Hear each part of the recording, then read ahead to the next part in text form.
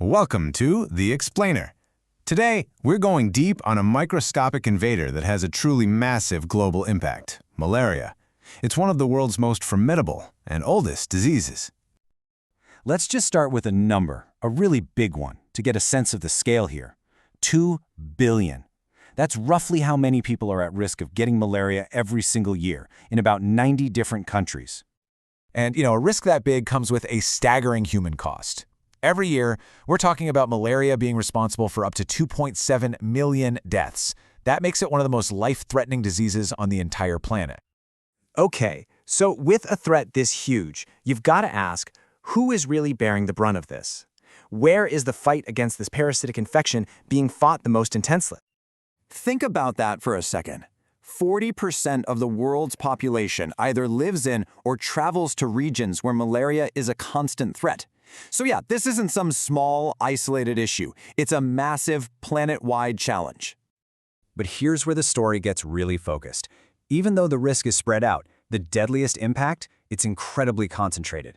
I mean, look at this. An overwhelming 90% of all malaria deaths happen in Africa, especially in the sub-Saharan region. And another thing, this parasite, it doesn't play fair. It doesn't hit everyone the same way.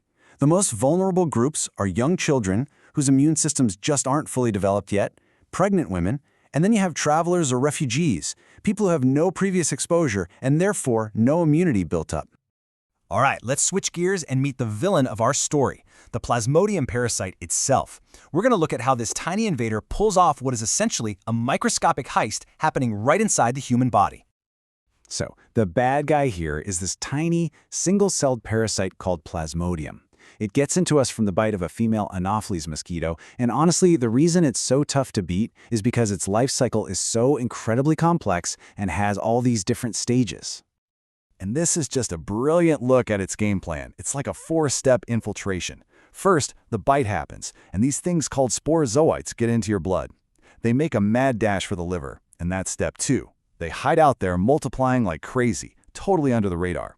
Then boom, a new form of the parasite called myrizoids bursts out and starts to real attack, hijacking your red blood cells to just replicate again and again and again.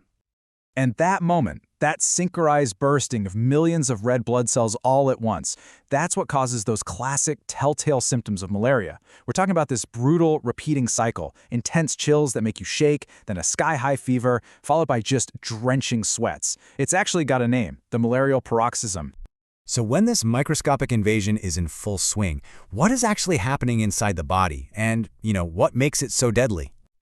Well, besides those awful fever cycles, your body is trying to fight back, right?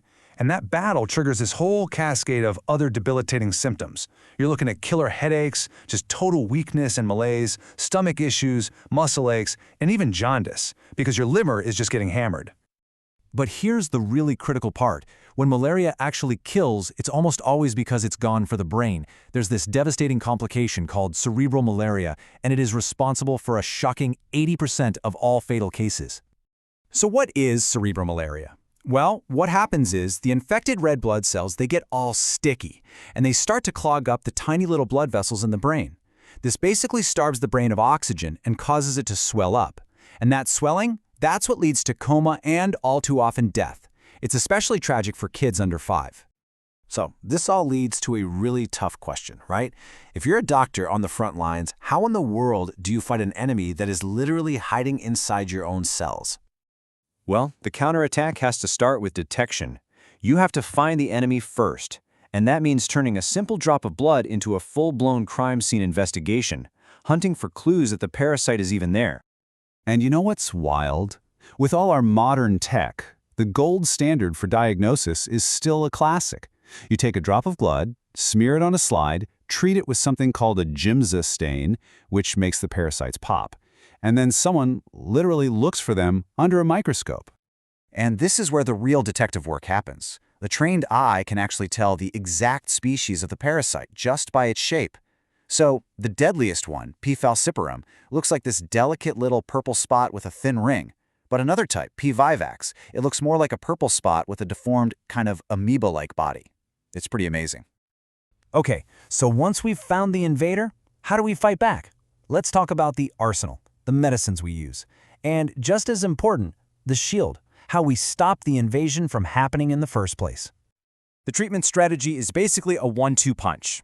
Doctors use a combination of drugs. These powerful artemisinin-based therapies are a key part of it to go after the parasite at different points in its life cycle. You hit it while it's in the liver and while it's in the blood. That way, you make sure you get all of it. Of course, the best way to win a fight is to not have one at all, and prevention is all about a two-pronged attack. First, there's vector control. That just means stopping the mosquito itself. Think insecticide-treated bed nets and bug spray. And second, there's something called chemoprophylaxis. That's where you take anti-malarial drugs to stop any parasites from getting a foothold if you do get bitten. But, we can't get complacent. As we look ahead, there's a huge new global challenge on the horizon, one that threatens to undo decades of hard-won progress against this ancient disease. I'm talking about climate change. Projections show that as global temperatures rise, the Anopheles mosquito is going to be able to live in places it never could before. A 3 degrees Celsius rise could mean 50 to 80 million new cases of malaria. That's just a huge number. And that really leaves us with a final and pretty heavy question. As our world gets warmer and the battlefield literally shifts, is this microscopic invader going to gain new ground? Are we prepared for what's coming next in the fight against malaria?